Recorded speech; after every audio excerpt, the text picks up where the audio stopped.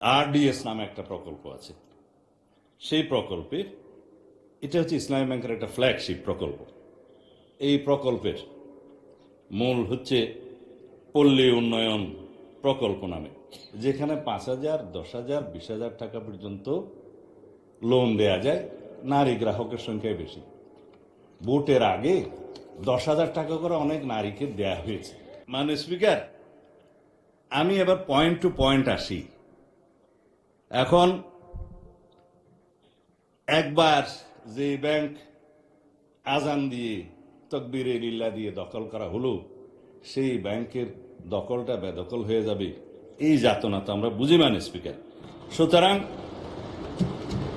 যারা পর্দার আড়ালে থেকে গ্রাহক বলে রাস্তায় আন্দোলন করছে, ভিডিওটা দেখেন, তাদের রাজনৈতিক পরিচয়। আমাদের মধ্যে অনেকে তো গ্রাহক আছে, গ্রাহককে বলে দেওয়া হচ্ছে বলেন বলেন আপনার অ্যাকাউন্ট আছে, বলে যে আচ্ছা ঠিক আছে, কত, কয় 2-3 লাখ টাকা আছে, পিছন থেকে খোঁচা দিয়ে বলছে বলেন 7-8 লাখ টাকা আছে বলেছে। এটা রেকর্ড ভিডিও। তারা গ্রাহক হচ্ছে সেই রকম গ্রাহক। তা এখন পর্দার আড়াল থেকে নেমে পড়েছেন, এটা ভালো।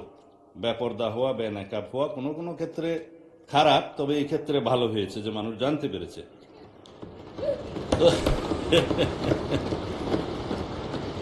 মানে স্পিকার, এখানে আরডিএস নামে একটা প্রকল্প আছে। সেই প্রকল্পের এটা হচ্ছে ইসলামী ব্যাংকের একটা ফ্ল্যাগশিপ প্রকল্প। এই প্রকল্পের মূল হচ্ছে পল্লী উন্নয়ন প্রকল্প নামে, যেখানে 5,000, 10,000, 20,000 টাকা পর্যন্ত লোন দেয়া যায়। নারী গ্রাহকের সংখ্যাই বেশি।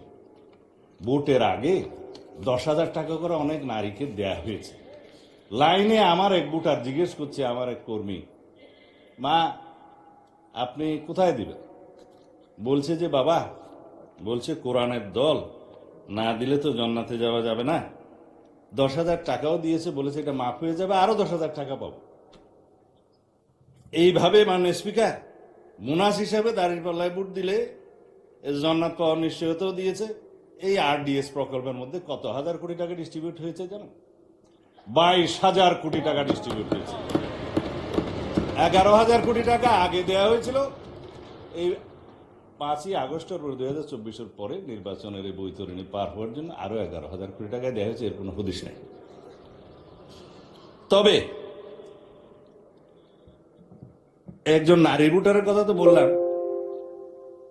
ভোটের আগে আমরা প্রায় সময় দেখছি মানে স্পিকার, আমরা তো লেজিটিমেট গভর্নমেন্ট, ভোট টুট পেয়ে জনগণ আমাদেরকে এখানে বসিয়েছে, কিন্তু ইলেকশনের দিন পর্যন্ত আমরা একটা ফেসবুক গভর্নমেন্ট দেখেছিলাম মানে স্পিকার, প্রচারণার মাধ্যমে। তা আমরা এখনো মনে করছি বিরোধী দলের ভূমিকা পালন করব। তারা স্ট্রাগল করবে সরকারি দলে আসার জন্য, নির্বাচিত হয়ে মেজরিটি পাওয়ার জন্য। কিন্তু বারে বারে এভাবে প্রচারণা, পর্দার আড়ালে প্রচারণা, পর্দার ভিতরে প্রচারণা ইত্যাদি চালিয়ে মানুষকে বিভ্রান্ত করে, মাননীয় স্পিকার, আমরা বোধহয় খুব বেশি এগোতে পারবো না।